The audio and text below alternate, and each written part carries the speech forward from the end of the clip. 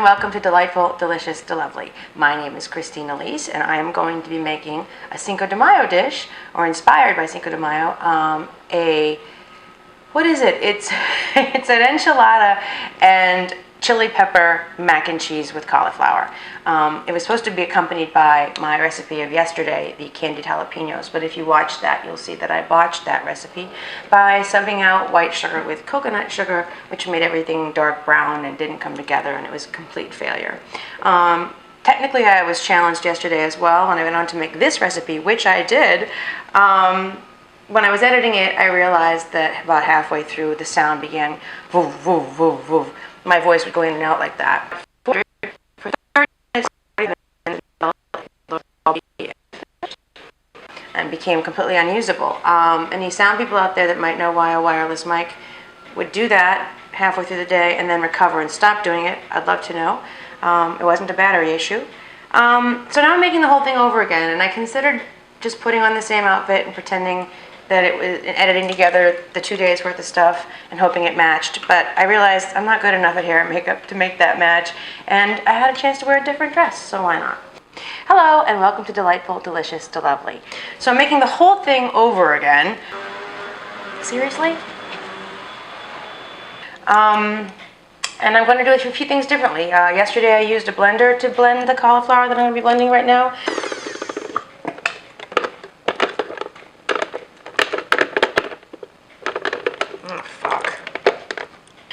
Now I'm using a food processor because the blender just had a hard time with it. And why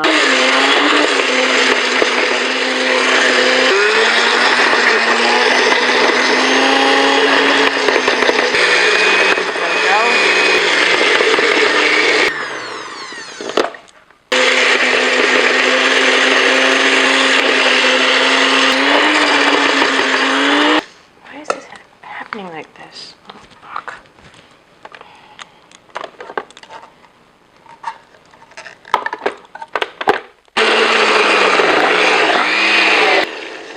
Infuriating.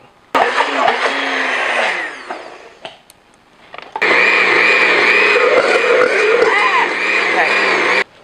Blow me, fucking fucker. And, I can do it in a blender, but it needs more water, and I don't want to add a lot of water to this. So I'm going to begin. Bear with me. So to start, what we're going to do is this is a head of cauliflower, a big head of cauliflower that I just boiled for like 5 minutes. I'm going to puree it with water, as little water as I can get away with using though, so we'll see what that turns out to be. I'm sniffing too, I sniff all the time, I apologize. Alright, so I have a cup of water here. You could use stock even, I've never done it with stock, but stock could be a good option. You give it some more flavor. I'm going to add the rest of this cauliflower. I also boiled a pound of cavatappi pasta and another head of cauliflower. That cauliflower I just boiled in with the pasta because it's going to go into the mac and cheese, so it doesn't really matter.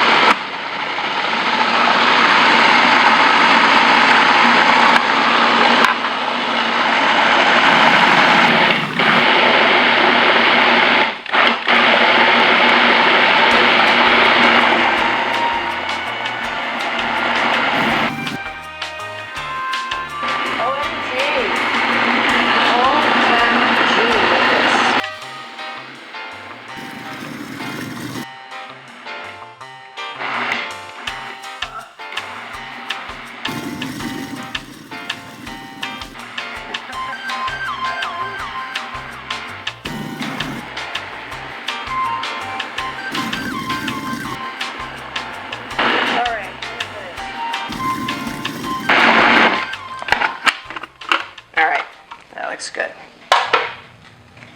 Okay, so we're going to set this aside. This is going to get mixed in with the cheese to make a half cauliflower based cheese sauce. Alright, I'll be right back with the stuff for the cheese sauce. Okay, I'm back. We are going to continue making the cheese sauce. So while this pan heats up, is it hot? Ooh, yeah, it's hot. I'm going to add 4 tablespoons of Earth Balance vegan butter. Let that melt.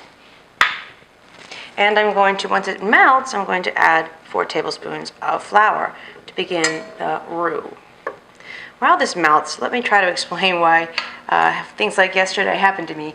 I woke up like on March 15th, just out of bed, and said I was starting a YouTube channel. I hadn't considered doing it before. I hadn't prepared to do it. I hadn't invested in any equipment. I hadn't taken any tutorials. I hadn't done anything. I just came down here in the kitchen and I made my first video facing that direction, facing the stove.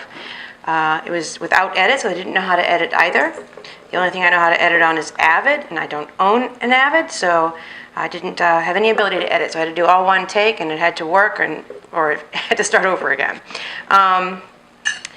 So it's a learning curve. I've been learning to edit. I've been learning to. I bought some lights. I bought a mic. I've been investing, and every time I'm really proud of myself, I think I've made some technological leap that makes things better. I know too many people in the business, and they have eyes and ears that are sharper than mine, and they see my amateurism on parade and offer helpful tips that I'm apparently not prepared to, or what's the word? I guess talented enough to totally incorporate. All right, that's nice and melted. I'm going to put in the flour. And just whisk that. It gets thick very quickly. We want that. All right, now I'm going to add some green enchilada sauce from a can. 2 cups. I'm going to add it incrementally and let it thicken in between each addition.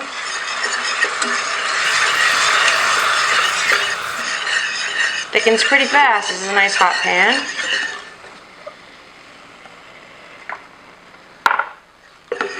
So as I was saying, I get advice to fix sound, to fix things, and then I'm just not talented enough to fix it properly or fix it the first time. So bear with me. I'm a one-man show here. I do everything. I'm not good at hair and makeup, and I have to do that. I'm not good at lighting and recording sound. I'm not good at, I have to do that. I'm not good at editing, and I got to do that. The only thing I can do is cook and write, and even yesterday the cooking went wrong. So, and the problem is I live by myself, and all this food that I make I have to eat. Now I'm going to have 2 gigantic mac and cheese trays all for myself. I can't eat all that. I gotta find somewhere to go. I have to get invited somewhere and bring it. I'm gonna add the last of this. It looks pretty good.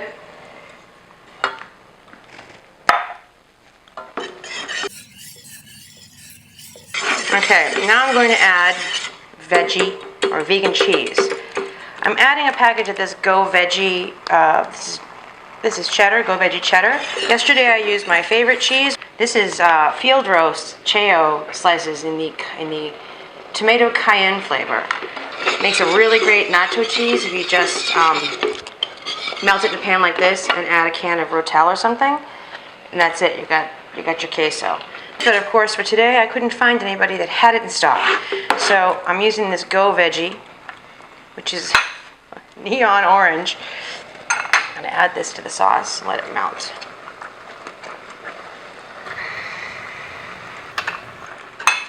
Actually, I'm not going to use a whisk anymore. I'm going to use a spatula. Stir this in. Hopefully it'll melt as nicely as the Cheo slices did. Yesterday I did a little cheese review. Okay, mix that up. Now, Field Roast makes 3 flavors of this cheese. I have all 3 here. This is their creamy original, and they have coconut what? Coconut herb. For my money, they're the best vegan cheeses on the market. I love them. They melt really well. I don't know if they melt so well like on a burger or something, but they melt well like this in a pan, and that has value, especially with creamy sauces. While that melts, I wanted to talk about some other vegan cheeses actually that I like. Among them are these Follow Your Heart cheeses. This American is really good. It melts very well on a burger. I did a demonstration with the Beyond Burger, the one that looks like ground beef, and I used this cheese. It was amazing. It melted just like great cheese. I haven't tried the provolone yet, but I have high hopes. I also like this Parmella creamery stuff. This is shredded the way Daya is. I don't like Daya. I think it has a funny taste. But this aged nut cheese, which is really an unfortunate thing to call something people are going to cook with. Aged nut cheese, really? But despite that name, the unappetizing name, it's really great stuff, and it melts on a pizza in the oven pretty well. And this is a half-used package of pepper jack slices, also wonderful.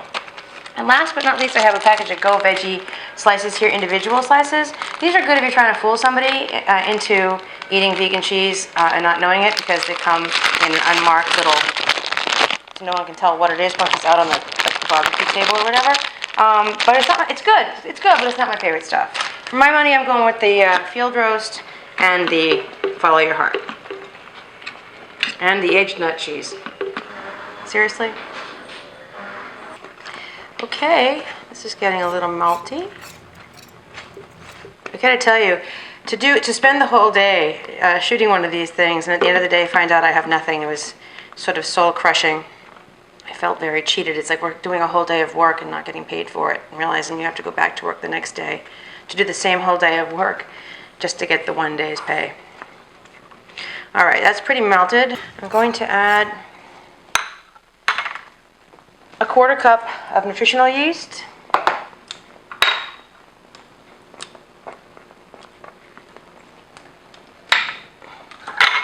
I'll turn the heat down a little bit. This is very, very, very bubbly.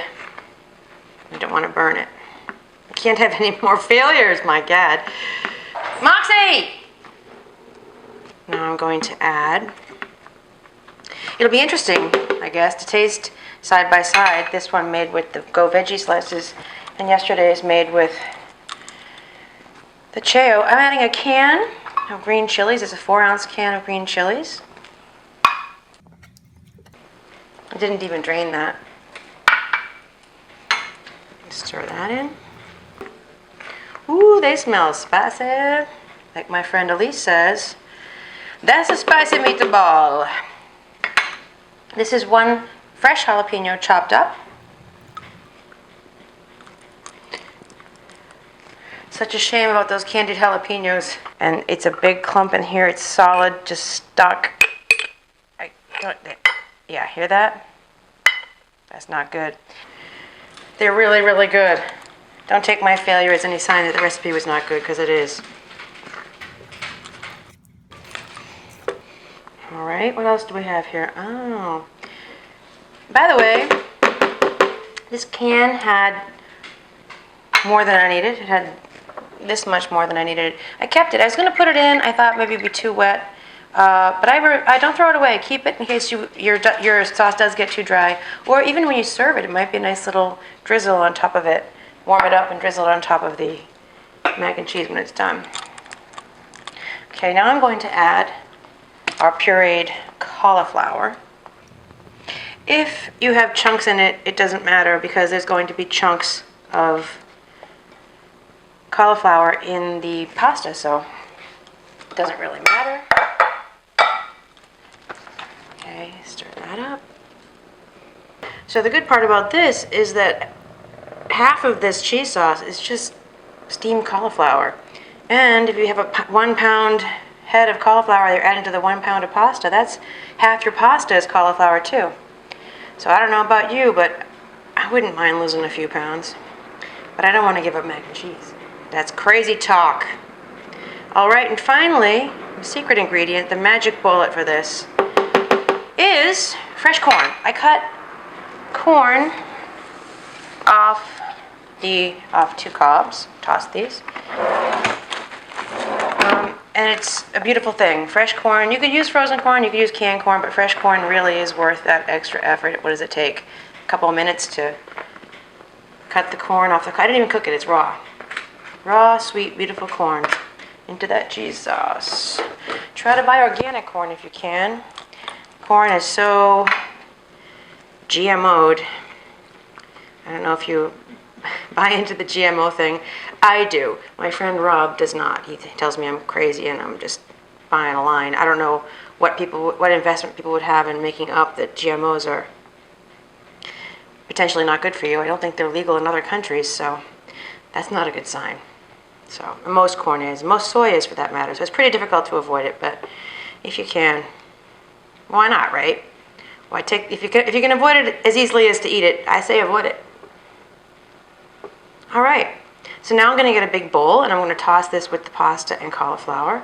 And then we're going to stick it in the oven for 30 to 45 minutes at 400 degrees. Be right back. Okay, I'm back. Here's my big bowl. I'm going to, this cheese sauce weighs 4,000 pounds. Put the cheese sauce in there.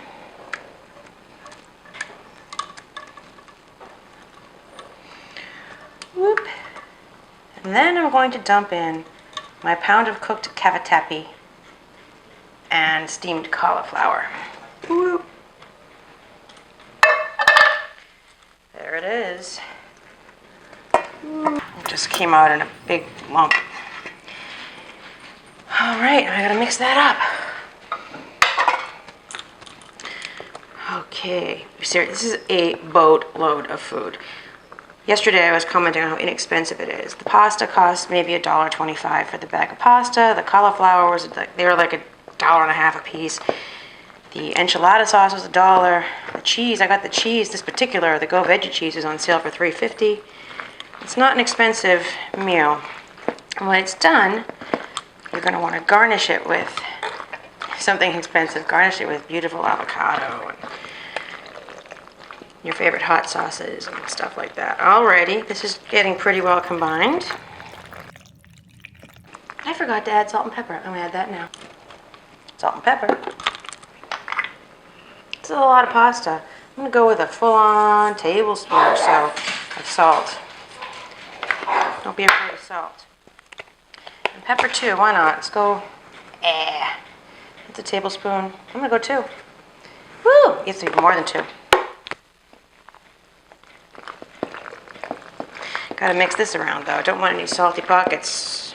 Salty pockets. Alright. Now this is mixed up. I'm going to grease a casserole pan, which I have right here. I'm going to grease it with a little olive oil cooking spray.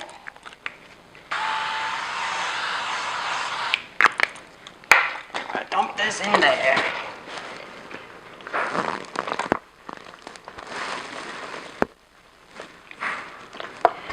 Oh, some spilled out.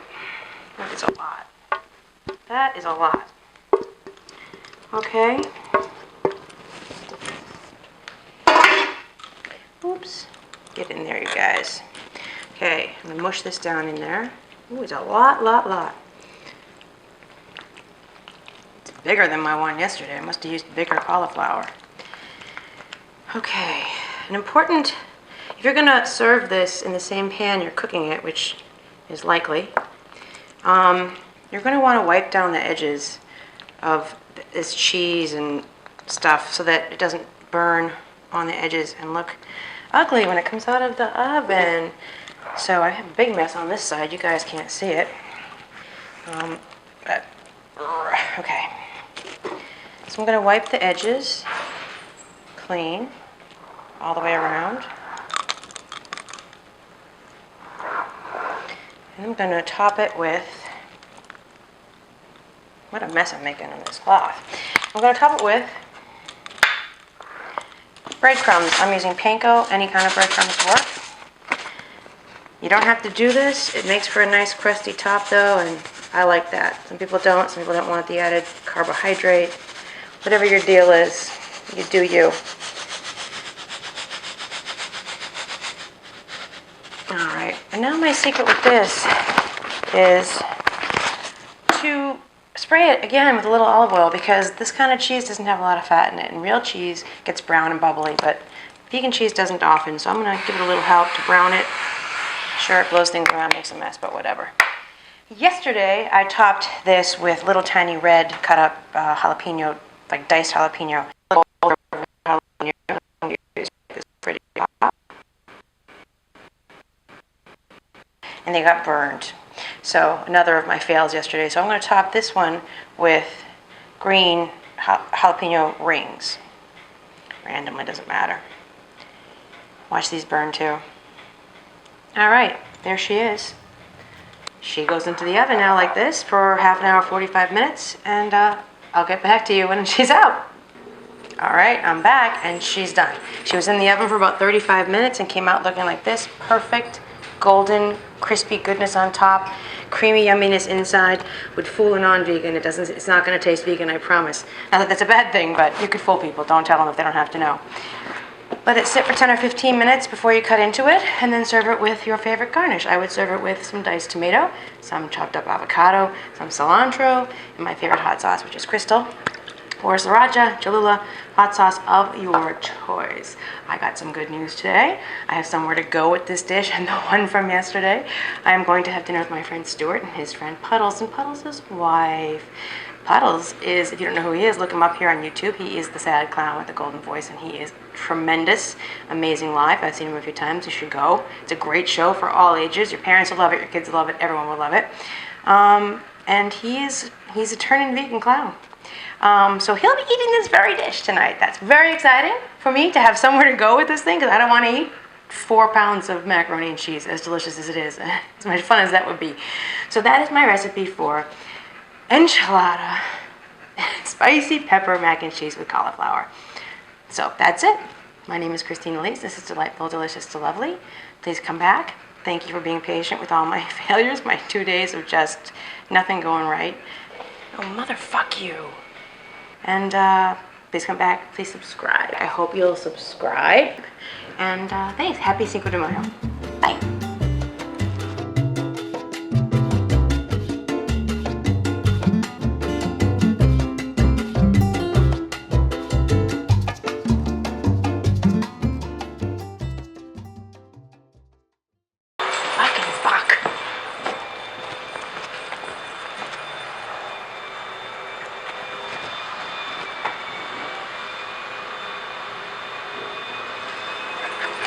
Subscribe.